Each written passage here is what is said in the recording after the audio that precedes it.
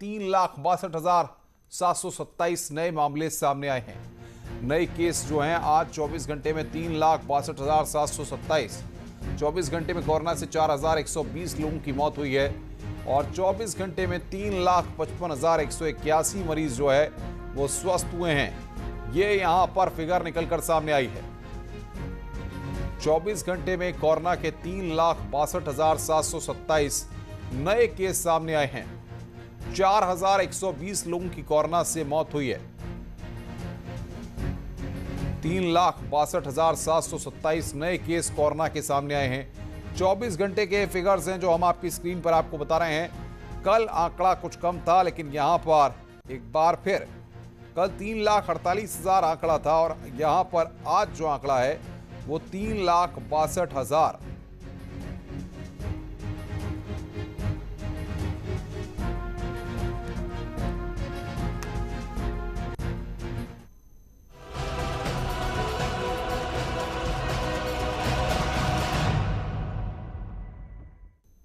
DRDO की anti Covid दवा को दिल्ली के डीआरडीओ अस्पताल में मरीजों को देने का फैसला कर लिया गया है। इस दवा को कोरोना मरीजों के लिए रामबाण बताया जा रहा है क्योंकि इसके क्लिनिकल ट्रायल में अच्छे परिणाम मिले हैं। इस दवा को 2DG एंटी कोविड का नाम दिया गया है। इसको हैदराबाद की एक निजी कंपनी डॉक्टर रेड्डी लैब के साथ मिलकर तैयार किया गया है।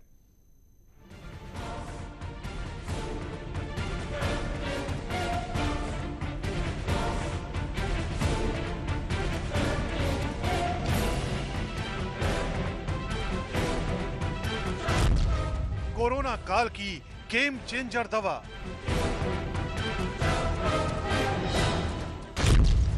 वायरस को मात देने वाली संजीवनी। डीआरडीओ के वैज्ञानिकों का बड़ा दावा।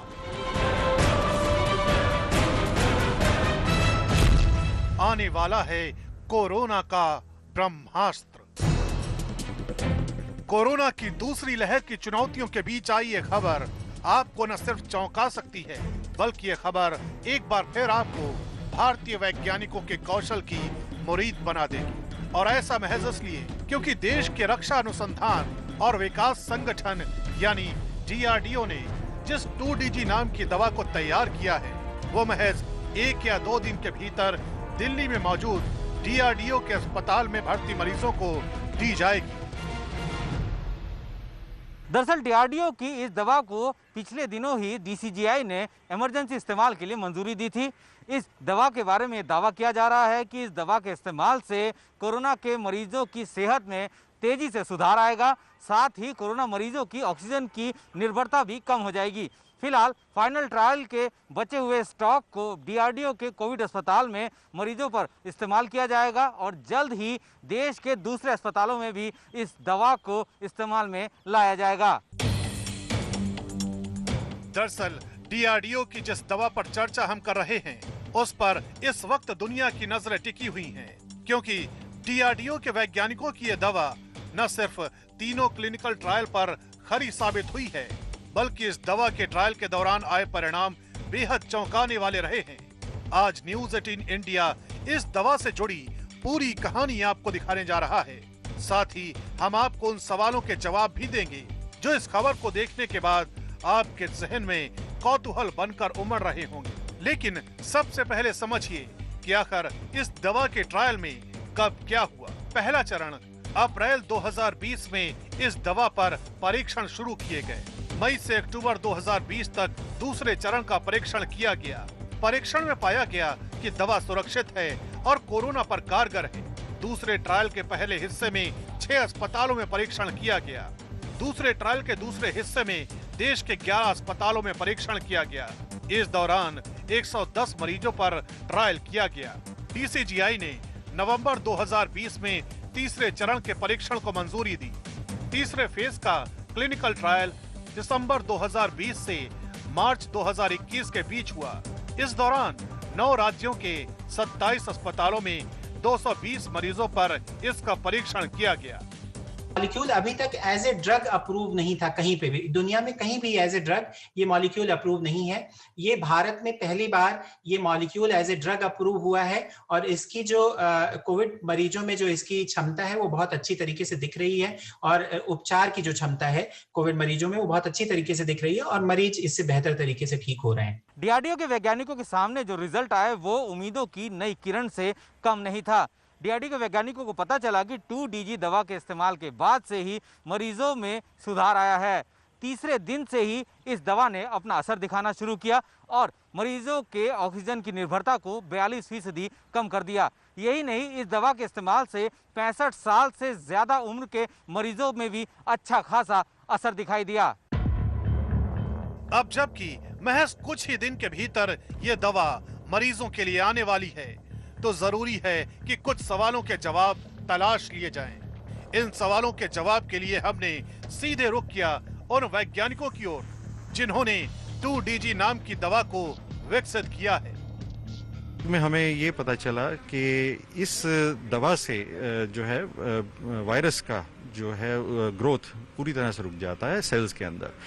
ये एक्सपेरिमेंट के बाद हमने ड्रग कंट्रोलर से इजाज़त मांगी कि हमें क्लिनिकल ट्रायल के लिए परमिशन दी जाए। तो हमें मई 2020 से फेज़ 2 ट्रायल्स का हमें परमिशन मिला और वहाँ से हमने अक्टूबर 2020 तक फेज़ 2 ट्रायल्स कंप्लीट किए, जिसमें बहुत अच्छे रिजल्ट सामने आए। और इस दवा को स्टैंडर्ड केयर के साथ देने पे स्टैंडर्ड केयर के तुलना में ये दवा ज़्यादा ऐड कर रही थी बेनिफिट को। दवा चालू है, जो दवा दी जा रही है, जो भी दवा हॉस्पिटल को ठीक लगती है आज के परिवेश में, वो सब दवाओं को स्टैंडर्ड केयर में माना जाता है। हमने जो ट्रायल किए हैं वो मॉडरेट टू सीवियर, यानी कि कुछ बीच का लेकर के और सीवियर तक हमने कोशिश किया। सारे पेशेंट्स हमारे इसी में हॉस्पिटलाइज्ड पेशेंट्स में ट्रायल हुआ है और उनको बहुत फ़ायदा हुआ है। उनमें से किसी का कोई हानि नहीं हुई और कोई बहुत सेफ है ये दवा पहले तो। और जो उनका रिकवरी रेट था वो भी बढ़ा है फेज़ 2 ट्रायल में भी।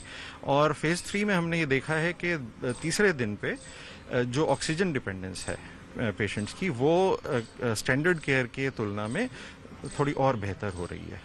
तो मैकेनिज्म है वो ऐसा है कि जो वायरस से इन्फेक्टेड सेल्स होते हैं वहाँ पे वो सेल्स के अंदर ये दवा ज़्यादा मात्रा में जाती है और वहाँ जाकर के वायरस की ग्रोथ को रोकती है, चाहे वो शरीर के किसी भी पार्ट में हो, लंग्स में हो या और कहीं भी हो। तो ये दवा सीधे पहुँच करके, क्योंकि ये ग्लूकोज की तरह से ही जाती है, जैसे ग्लूकोज शरीर में फैलता है ऐसे ये फैलती है। और फिर जहाँ पर वायरस ज़्यादा होता है, वायरस के सेल्स होते हैं ज़्यादा, वहाँ पर ये ज़्यादा पहुँचती है। और उसके साथ ही वायरस को एनर्जी जो चाहिए होती है ग्रोथ के लिए, उसको एनर्जी को बहुत कम कर देती है, जिससे कि वायरस ग्रो नहीं हो पाता और जो नए वायरस भी बनते भी हैं उनके प्रोटीन्स को भी डिस्टॉर्ट करती है। तो ये इसके दो मैकेनिज्म हैं और ये वायरस जो है, ये वायरस के ऊपर जो इसका इफेक्ट है, इसकी वजह से हमने इसको प्रपोज किया था। और इसका क्लिनिकल ट्रायल में यही दिख रहा है कि जैसे ऑक्सीजन डिपेंडेंस की अगर हम बात करते हैं तो लंग्स में भी इसका, क्योंकि ये पता है कि लंग्स में भी जाती है, उस हिसाब से हम बता रहे हैं कि जो लंग्स का ऑक्सीजन डिपेंडेंस से बहुत ताल्लुक है।